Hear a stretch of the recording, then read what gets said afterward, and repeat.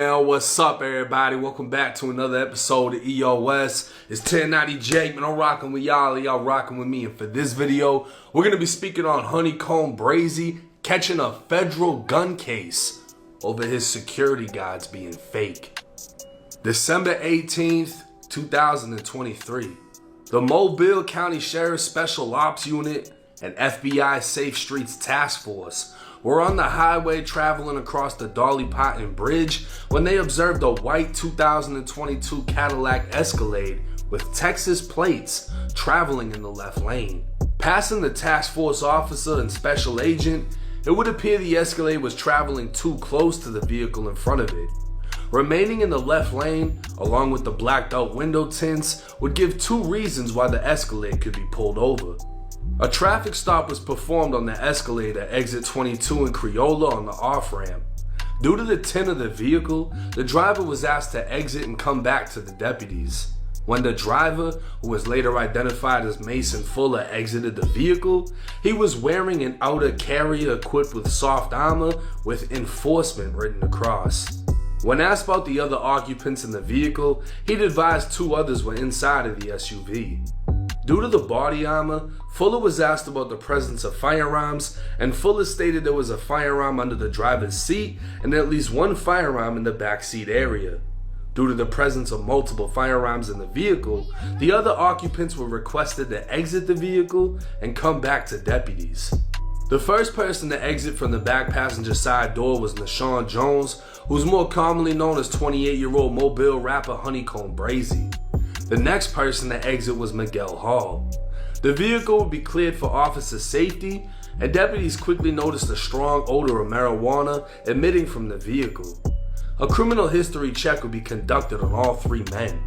Honeykomb Brazy and Miguel Hall were both prohibited to possess firearms.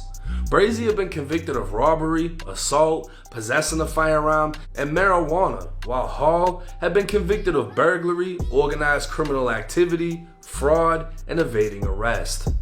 Due to the reported presence of firearms and the odor of marijuana in the vehicle, a probable cause search was performed. Under the driver's seat lay a 9mm handgun that was within the immediate reach of where the driver Fuller had been sitting. Under the third row seat and within immediate reach and control of Brazy and Hall was a .556 AR pistol. On the ashtray was a partially smoked blunt, and inside of the seat pouch behind the front passenger seat, only in the immediate reach and control of Brazy, was a liquid medicine bottle with the label ripped off. The word promethazine could be made out on the destroyed label. Laying on the front passenger seat was a bulletproof vest with hard plates. While searching the center console of the vehicle, the task force officer located a hidden compartment, which would be confirmed later at the FBI garage by applying power to the device. The compartment was empty, but marijuana shake could be seen in and underneath the center console. A criminal history check would be conducted on Mason Fuller, the man with the enforcer vest on. Come to find out, Fuller had an active protection from abuse order issued out of Georgia from September 28, 2023. Once that protection order was issued, Fuller became prohibited from firearms. All three men would be arrested and transported to the Mobile County Metro Jail on charges of certain persons forbidden to possess a firearm. The guns and seized cell phones were turned into the FBI evidence room, while the bottle of lean and burnt blunt will be sent off for analysis. Now Mason Fuller, who goes by the name Bishop, is the 6'4", 320-pound man whose Instagram would state he's the CEO of Lockdown Protection and a celebrity bodyguard. He can also be seen with Honeykomb Brazy wearing the same enforcer vest. Back in February of 2022, Bishop was arrested in DeKalb County, Georgia on charges of battery family violence, simple battery family violence, and disorderly conduct. The charges could mean domestic violence or just violence with another member of one's family, but either way, Bishop would be found not guilty of battery, not guilty of simple battery, and would plead no contest to disorderly conduct. He'd be given credit for 2 days in jail and complete 4 anger management classes before the case was officially closed. In September of 2023, another case would be opened, and weeks later the courts approved a 12-month temporary protection order between a female and Bishop.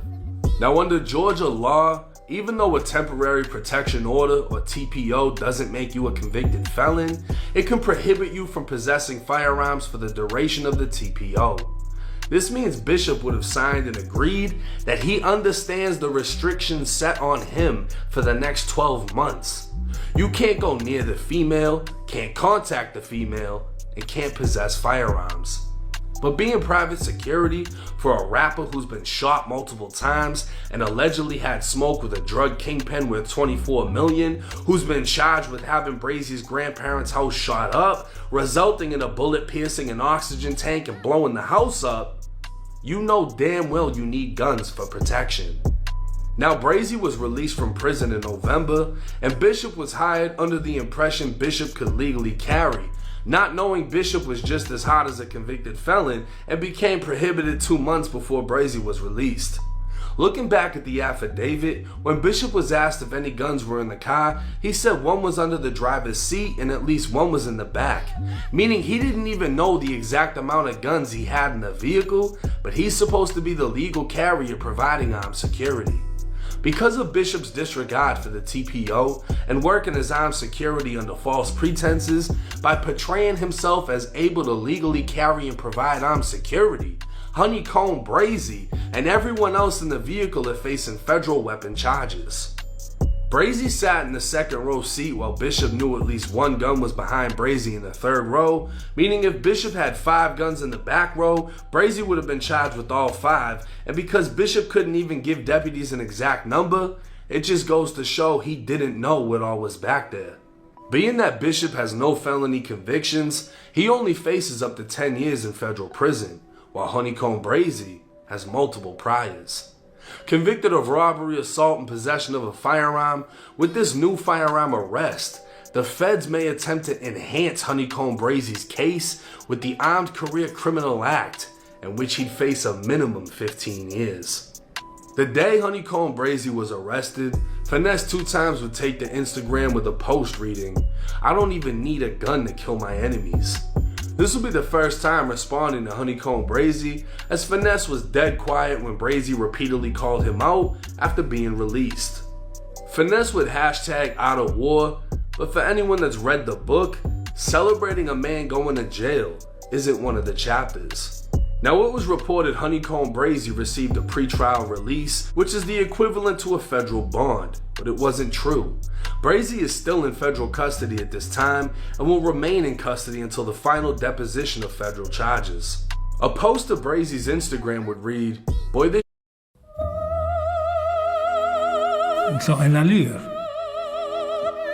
shit Brazy, how the fuck they doing my brother? I hustle no luck brought these fake ass security guards around him from Texas, and we thinking these motherfuckers legit. How the fuck these dudes felons too? Got us thinking y'all hired real security.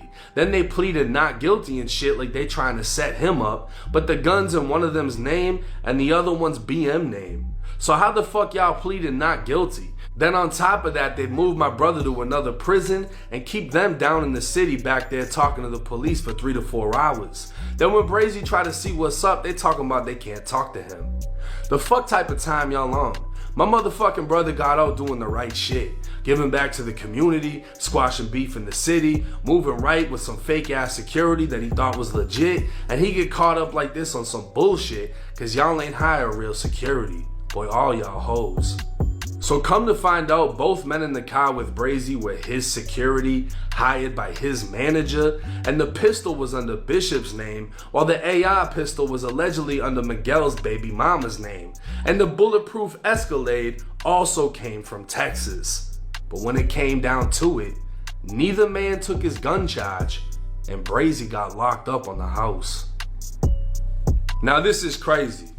As everybody fucking knows, the hottest topic out right now is BG, and in the BG case, we broke down how in both of BG's cases, 2 of them, he had a fall guy. This wasn't hired security. This was someone that's gonna take the rap for the shit with either no criminal history or a small criminal history or whatever. He just finna break him off on some money. He had a fucking fall guy. But in this situation, this was supposed to be Brazy's fucking security. These dudes were sent from Texas. Y'all know who Brazy's under. They get sent from Texas. They give him the bulletproof Escalade. They give him 2 security guards. Dude got the enforcer vest on. He's big as a motherfucker. The other dude's a flat out felon, so I don't even know how that works, because the manager replied back saying that they did a background check. Whatever. They didn't know that this guy had a restraining order. Whatever the situation is, he's going to say what he's going to say. Brazy's going to say what Brazy's going to say. But at the end of the fucking day, neither one of those guns was Brazy's. One's in the 3rd row seat. Brazy could have not known that motherfucker was there because Bishop didn't even know how many guns were in the back. And then the other guy is a convicted felon. The other security, Miguel, is a convicted fucking felon. Now what's fucked up is this is more constructive possession than anything. Brazy wasn't actually possessing it, but it was near him. It's the equivalent of you sitting in the right seat, someone sitting in the left seat, the gun is in the middle, the police are looking at you. Yo, whose gun is it?